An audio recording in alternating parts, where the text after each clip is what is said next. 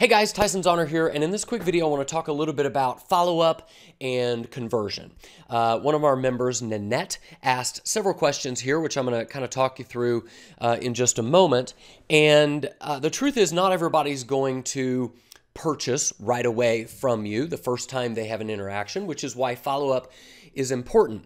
However, I see too many people that think they need to get their entire email autoresponder campaign and all their messages written before they launch anything, before they get their first ad up. And I'm glad that Nanette didn't do that. She said she actually launched her first ad last night, which is excellent. I'm glad that she took action before trying to say, well, I'm going to get everything perfect before I take, my first action step. So I commend her for that. And so I want to answer some of these questions, and I want to explain why trying to write your entire autoresponder campaign, whether it's an email autoresponder or ManyChat or whatever, is not necessarily a good idea to try and do it too soon. And you'll understand here in just a minute. So Nanette had some questions here that maybe you had some similar questions, like she's wondering, all right, if I'm not mentioning my product or my company in the actual ad, at what point do I actually tell them about it? How long do I wait? How many emails down the line does it take in order for me to tell them what it is? She was also asking, like how many emails to put in an autoresponder. What do you do with people who don't open? What happens, when they get to the end of the email? So first thing I want everybody to understand about follow-up is just like not everybody is going to purchase the first time they interact with you. Not everyone is going to open your emails. That's normal, okay? People have busy lives. Some people are just kind of curious, and then their desire is not high enough to keep going. I have typically, on like the very first email I send out, I might get like a 40% open rate, from the very first email in my autoresponder, and then it starts dwindling down from there. Now, the way that I kind of combat that is I send multiple emails over about kind of the same topic. In other words, I have a goal saying, all right, what is the very first thing I want them to do, right? Maybe it's I really want them to consume the free thing that I gave them. And if they haven't done that, I don't want them to go on to the next step of the process. So I might have 3 emails in my campaign that specifically are the goal of those first 3 emails is to get them to open the thing. If they open it on the first email, then they don't get the next 2, and they go on to a new campaign with a new goal, okay? And inside of autoresponder systems like Aweber, they have campaigns where you can remove people from one campaign and move them to the next based on the activity that they've taken in the previous email, right? And if they don't take the action in email number 1, then they might get email number 2. And I've got an example of this. I'm going to tell you my response to her and give you some examples of what I told Nanette to do here in just a minute. But the big thing for you to understand is you need to have the right expectations that not everyone who receives your autoresponder message is going to open those emails, and that's normal and it's okay. All it is just another qualifying part of the process. The people who open are more qualified, and you put your focus on them. And the other ones, you're probably going to remove them. In fact, I do email list building, list cleaning rather. I clean out my email list every couple of months, and people who haven't opened an email in several months, I remove them. They haven't met the qualification process to stay on my list.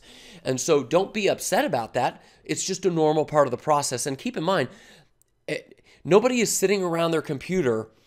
Maybe right after they get the first, they immediately opt in. They might be going to their email going, hold on, where's that email from Nanette or whoever to get that free thing? But after that, there ain't nobody sitting around going, oh boy, I hope I get an email today from Tyson. Nobody's thinking that. They've got busy lives, and they're just not going to open every email. So what do you do with the people who never open? You just recognize that it's a normal part of the process, and you try to get a few more people to open by sending out maybe 3 emails as a part of the same campaign with a singular goal. And I'll give you an example of that in a moment. So what happens when you get to the end of the emails? Well, I like to, personally, I prefer to email my list on an ongoing basis because maybe right now is just not the right time for them. What you have to do is recognize that having someone on your email list who is opening and reading them is it's a benefit. It's a powerful part of growing your business.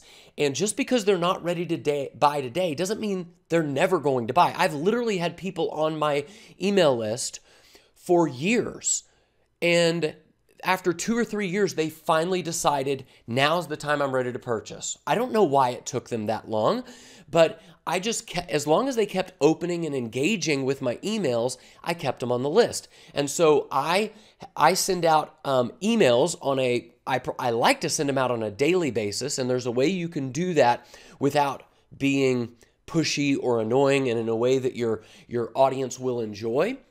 But and I'll show you how, I've got some additional training on that. It's not included in your main course that you purchased, but I'll show you how you can get access to that if you're an Inner Circle member.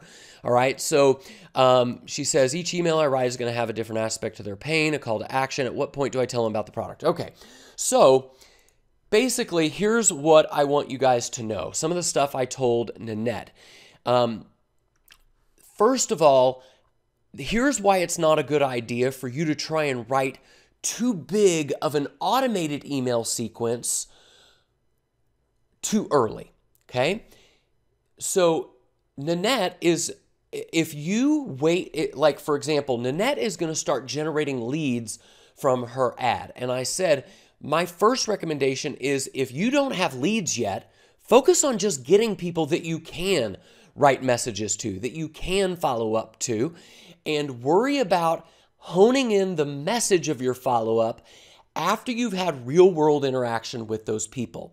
Because the very best emails I've ever written in my life are ones that came from real interactions, one-on-one with real people, right? Because whenever I interacted with my leads one-on-one, I was able to find out what their real pains, what their real problems were, and then I could write an email as if I was answering that one person, but I would then send it out to everybody with on my list, and every person who got it felt like I was speaking directly to them because I was writing an email to one person, and because I was speaking to a specific problem that my actual market told me they had in their own language.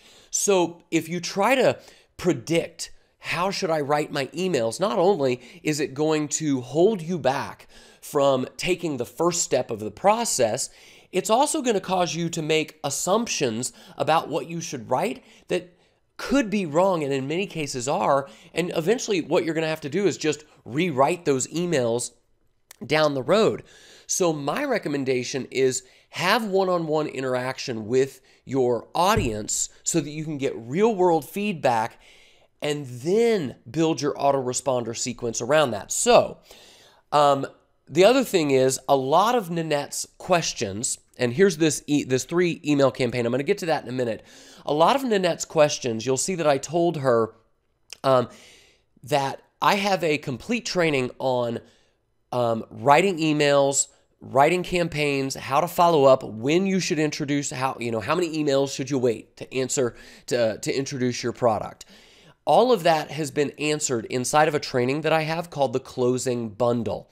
And the good news is that if you are an Inner Circle member, you get this released to you as a complimentary extra training at no additional cost just for remaining a member through your second month. So the minute that your membership renews for month 2, you get access to my Closing Bundle, okay? So you're going to get inside of the Inner Circle, when you click on that icon, let me log out here and log in, not as an admin, but as a way that you guys would see when you're logged in, okay? So when you log into your course and you click on the Inner Circle icon, if you scroll down the page, you're going to see where it says Legacy Collection. Right now, you're going to see that almost everything is locked for you, but every month that you remain a member, we're going to unlock this on month 2. We're going to unlock this on month 3, month 4, month 5, and so on and so on and so forth for every month that you remain a member of this inner circle. And many of those questions about how to write those emails, how to close, how soon to introduce your product, it's all answered in this Sales Conversion Masterclass, and you get 3 additional courses. This is literally well over $500 to $600 worth of training that I'm giving you just for remaining a member for your second month in the inner circle. And when you get this, that's why I recommend in your first month, just focus on getting leads and interacting with those leads one-on-one, and then in month 2, you're going to have access to the Sales Conversion Masterclass. Go through all of this and then start building out your automated email campaigns based on what you learn in that Sales Conversion Masterclass, okay? So you might be saying, okay, Tyson, but what I need to have some emails written for my leads once they come in, or some follow-ups, and you're right. Here's what you do. If you're writing emails, follow kind of what I've written here. I'll walk you through them real quick. Or if you're sending out messages inside of Facebook Messenger, just modify these to fit that, okay? So instead of subject line, if you're writing a Facebook message, this would just be the first line. So the very first thing, as soon as they opt in, is here is your free whatever. Here's your link to your free video on how to X, Y, and Z that I promised you. And you give them the link. That's it, right? And then what I would do is, if you're writing an email, a little further down, almost maybe even as a postscript, P.S., I want to let you know I'm willing to help you, willing to speak with you one-on-one. If you need some additional advice, just reach out to me. Here's a couple ways you can get in touch with me. Give them a phone number, an email, a Facebook Messenger, whatever. Tell them how to get in touch with you, and tell them, I want to know what your biggest frustration is that you would like for me to help you solve. Even if you just asked for that, even if you just said, reply back to this and tell me, you could say, P.S., I'm planning to record some new videos just for you based on your feedback. Would you please reply back to this email and tell me your biggest problem that you would like me to help you solve, and I'm going to try and record a new video or write a new piece of content or put up a new free report based on exactly what you tell me here within the next week or so, and I'm going to send you an email when that's ready, right? So anything along those lines, just to get them engaging and replying back to you. Is everybody going to do it? Again, of course not, but you'll at least getting some of your market to respond. Okay, now not everybody's going to respond on day one. So notice the goal of every one of these, this is one campaign with a singular goal. The goal is to get them to engage, to get them to reply to you, to reach out to you in some way so that you can start a dialogue. If they reply back saying, here's my biggest problem from email 1, you can now email them personally and say, John, thank you so much for responding. I'm so glad that you brought up your problem about X, Y, and Z. I deal with a lot of people with this, and if you'd like to get on the phone and talk about this personally, I'll be happy to do that, right? You're just moving them further along the process. In email number 2, my subject line would simply be, call me, John. I just put in their first name. Call me, Sue. And you, in your autoresponder, if you're collecting first names, you can put in their you can insert their name. You could even maybe put your phone number right in the subject line if you really wanted to grab their attention. Call me, John. Here's my number, 555-555, whatever, right? And then in the email, just tell them, John, I just want to let you know I'm not like every other marketer out there who wants to hide behind a computer. I'd love to let you know I'm a real person, give you a free 15-minute consultation, answer your questions, get on the phone with you. I'm not going to try and sell you anything. I just want to try and help you and see where you're coming from. Call me, right? Here are the hours that I'm available, and try and get them to reach out to you. Some of them will, some of them won't. So now email 3 is designed to get them to reach out to you in a different way. So email number 3 is, did you still want help with blank, right? Whatever blank is. So if your thing is, did you still want help with losing that stubborn belly fat? Remind them of the pain of why they opted in the first place, and then give them hope of what kind of new reality would be possible for them. Maybe share a story of someone else that you've helped share specific results, kind of the new reality that somebody else has experienced as a result of getting help with you. You could tease them a little bit here, make them curious about how your method works without giving it all away, and then give them another method to reach out to you. So instead, this time of calling you, say, hey, reach out to me in Messenger or email me back if you would like my help personally, and I would love to communicate one-on-one with you about solving this problem. And the reason for that is some people might feel funny about calling, but they might feel more comfortable with, they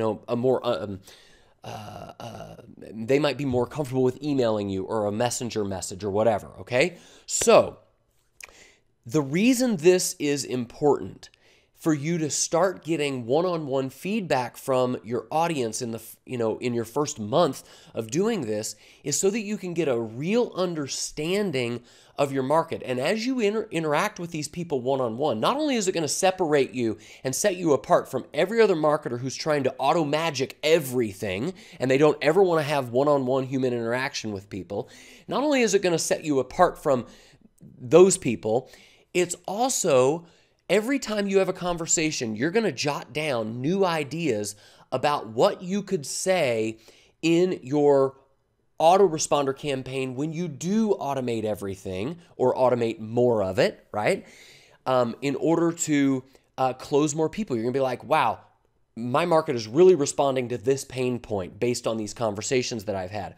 Wow, I got so-and-so and so-and-so to actually buy with me because I said this instead of that. I'm going to make sure I incorporate that language into my emails.